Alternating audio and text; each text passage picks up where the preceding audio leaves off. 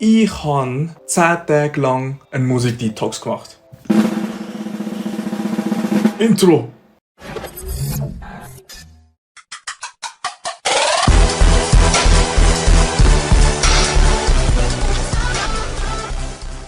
Das Intro war wichtig. Nein, ich habe 10 Tage einen Musik-Detox gemacht. Was heisst das genau? Ich habe einfach 10 Tage lang nicht aktiv Musik gehört. Also im Sinn von, ich bin jetzt nicht auf Spotify gegangen und habe Despacito gehört oder so. Sondern ich bin einfach nichts am Hören gewesen. Ausnahmen sind so Hintergrundgeräusche wie White Noise. Was habe ich da? Eben das Zeug, das auf dem iPhone einmal hat. Da Ocean Sound, Rain Sound, so Scheiß. Ausnahmen gibt es da auch natürlich. Ich kann zum Beispiel, wenn ich in einem Auto gesessen bin mit jemandem, habe ich nicht gesagt, ey, mach mal die scheiß Musik aus, du Eiri, sondern ich habe mitgehört, ich habe einfach nicht, also ich habe nie Angst gehabt, sondern ich bin meistens der, der einfach zugelassen hat. Ich habe aber auch nie gesagt, ey, es gibt das Lied jetzt oder so. Genau das gleiche im Gym. Im Gym läuft ja einmal auch immer Musik, da das Radio. Kannst du auch nichts dagegen machen, du hörst halt einfach. Wie bin ich denn überhaupt auf die Idee gekommen? Ich habe ein anderes Video gesehen. Da seht ihr das, das ist von einer Creatorin. Sie redet Englisch, von ihr habe ich die Idee geklaut. Sie hat das für 3 Monate durchgezogen, ich habe es nur für 10 Tage gemacht. Schaut das Video an, es ist eigentlich noch gut. Ich habe das Video jetzt ein bisschen aufgeteilt noch ein bisschen. Am Anfang wollte ich schnell darüber reden, was ich erwartet habe, also bevor ich angefangen habe. Danach wollte ich kurz darüber reden, wie es währenddessen war, was ich so ein bisschen gemacht habe währenddessen, wenn ich eben keine Musik gehört habe.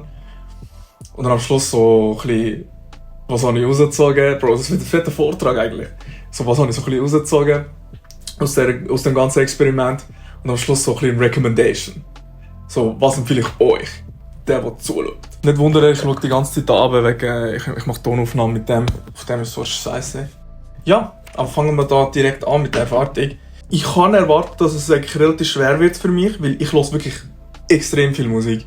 Also ich höre zum Beispiel auch Musik beim Duschen, was keine Ahnung, eigentlich unnötig ist.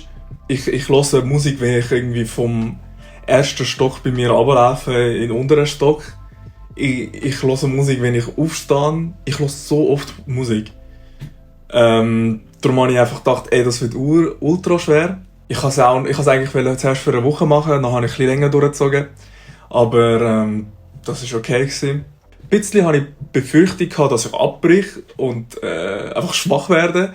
Ist schlussendlich nicht passiert, Spoiler Alert. Aber ja, das sind so ein bisschen die einzigen 2 Sachen, die ich mir so ein bisschen gedacht habe.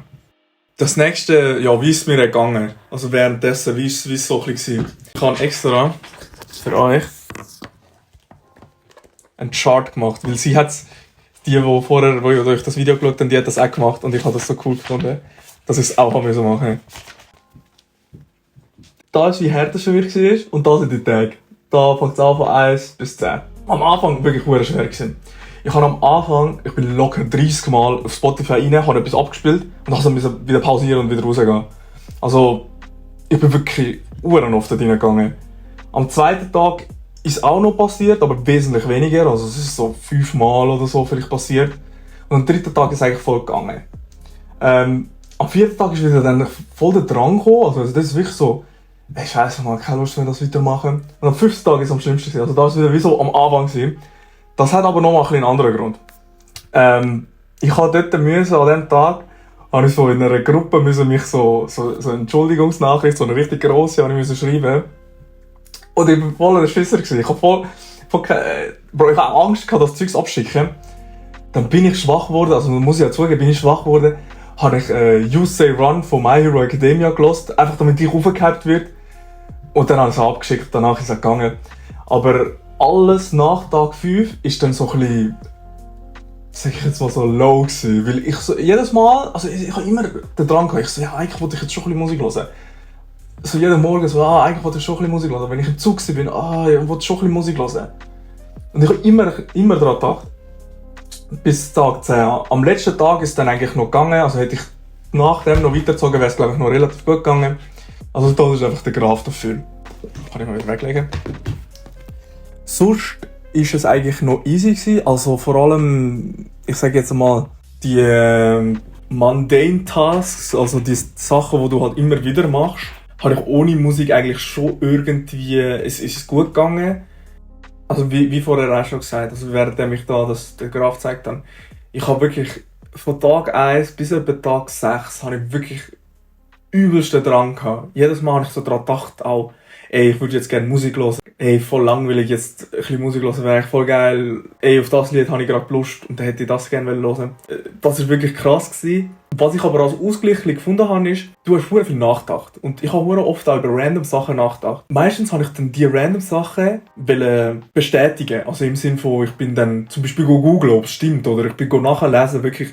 Ich bin in Safari dann drin und habe das Zeug gegoogelt von den Zeugs, wo ich nachgedacht habe. Vielleicht jetzt ein konkretes Beispiel. Ich bin im Gym gewesen und ich weiß nicht, aus irgendeinem Grund habe ich an Mathe nachgedacht und da habe ich da den hohen Beweis da gedacht, wo man 1 plus 2 plus 3 plus bla bla bla bis unendlich, dass das, wenn das alles zusammenrechnet, dass es minus 1/12 gibt und das habe ich dann überprüfen. Bin ich das Zeugs nachlesen. Schlussendlich habe ich es nicht gefunden online, aber trotzdem, es ist interessant, ich wäre nie im Leben so auf die Idee gekommen, das nachzuschauen. Also ich würde sagen, in der Zeit, wo ich eben nicht Musik gehört habe, bin ich jetzt aber auch nicht wirklich viel mehr auf TikTok oder Insta gesehen. Ich bin, würde sagen, gleich viel wie jetzt auch zu viel, aber ich bin jetzt nicht exzessiv mehr, weil ich jetzt keine Musik hören konnte. Ich habe viel einfach eigentlich nachgedacht, wenn ich nichts gemacht habe, also wenn ich keine Musik gehört habe, was ich sonst einmal nicht mache, irgendwie, wenn ich Musik höre, dann ist es wie so, ich singe mit oder ich denke gar nicht so wirklich nachher. Keine Ahnung, ob ihr da relaten könnt. Was ist jetzt so ein bisschen das Fazit aus dem ganzen Experiment? Also ich würde sagen, der Mensch generell kann mit Musik seine Emotionen richtig steigern. Und das habe ich richtig gemerkt. Also jetzt eben die 10 Tage, die ich gemacht habe, ich habe mich richtig so true to myself gefühlt. Meine Emotionen, zum Beispiel, wenn du glücklich bist und dann dabei noch so einen Hype-Song hörst, dann bist du wie so noch glücklicher. Aber das Gleiche ist auch umgekehrt. Wenn du traurig bist, dann kannst du so ein trauriges Lied hören und dann bist du noch trauriger. Und ich habe das Gefühl, ich bin nie so extrem gewesen. Ich bin wirklich immer so, ja, ein bisschen da, ein bisschen weniger, ein bisschen da. Aber ich habe mich richtig so, ich selber dann auch gefühlt. Nicht so fake oder so. Ich kann das nicht beschreiben. Ihr müsst das selber erleben, damit ihr das könnt sagen. Sonst, ich bin wesentlich kreativer gewesen in dieser Woche. Also meine Gedanken sind kreativer gewesen. Ich habe jetzt nicht irgendwie angefangen zu zeichnen oder so, sondern ich bin einfach gedanklich viel weiter am Denken gewesen, als ich sonst einmal gedacht habe. Und das ist eigentlich noch spannend gewesen. Also ich fahre jetzt zum Beispiel 1,5 Stunden lang von Tür zu Tür, also von da bis zur Uni. Und in dieser Zeit, keine Ahnung, du bist die ganze Zeit am Denken und am Denken und am Denken und es ist irgendwie, natürlich, kann vielleicht auch zu Overthinking führen, aber bei mir jetzt halt nicht. Es ist gut gewesen. Also es hat sich wirklich gut angefühlt. Jetzt zu meiner Recommendation. Wenn ihr das Gefühl habt, ihr hört zu viel Musik, also wie ich, wo ihr sagt, ey, ich sitze da umeinander und dann ich kann keine Minute ohne Musik hören, hocken, dann würde ich das empfehlen, dass ihr das mal macht. Für eine Woche oder so, oder vielleicht sogar 2. Dann merkt ihr so, wie das ist, ohne das zu sein und wie viel Zeit ihr eigentlich wirklich habt, wenn ihr nicht die ganze Zeit euch so stimuliert. Ich persönlich ziehe jetzt so ein bisschen daraus raus, dass ich höre jetzt zum Beispiel nicht mehr im Zug Musik. Ich probiere auch die Heime nicht so viel Musik zu hören. Natürlich, ab und zu willst du halt Musik hören und dann hörst du es auch. Also Musik ist ja jetzt nicht irgendwie das Problem von der Society, ich habe es jetzt einfach so gemacht. Aber es schränkt mich, also ich habe das Gefühl gehabt, es hat mich damals eingeschränkt, so meine Capacity of Creativity hat es eingeschränkt, weil ich einfach 2 Sachen in dem Sinn gleichzeitig gemacht habe. Wenn du halt einfach keine Ablenkung hast in dem Sinn, bist du wie so in deiner Welt, in deinem Kopf drin. Und das ist eigentlich noch sehr gut. Aber ich sage jetzt mal, die 3 Keypoints sind sicher mal, also das Wichtigste ist sicher mal, dass du kreativer wirst. Dann, dass deine Emotionen einfach regulierter sind, sage ich jetzt einmal. Also, dass du wirklich so true to yourself bist. Und dass du auch so automatisch auch ein bisschen weniger am Handy bist. Das sind so ein bisschen die 3 Keypoints. Ich würde es empfehlen. Einfach mal, dass es die Leute ein bisschen probieren. Natürlich, es ist schwer, es braucht Überwindung. Alles ist schwer. Vor allem eben so etwas, wo wirklich alltäglich dabei ist. Also, das ist wie so, Musik kannst du nicht so gross einfach wegdenken. Aber wenn ihr es probieren wollt, probiert es. Oh ja, falls ihr mehr Videos von mir gesehen habt, liket, kommentiert, abonniert. Falls ihr es macht, informiert mich. Sagt es mir, wenn ihr mich persönlich kennt, sagt es mir in die Fresse, schreibt mir auf WhatsApp, Instagram, Snapchat, damit ich auch weiss, dass ihr das macht, weil ich will wissen, wie es euch gegangen ist.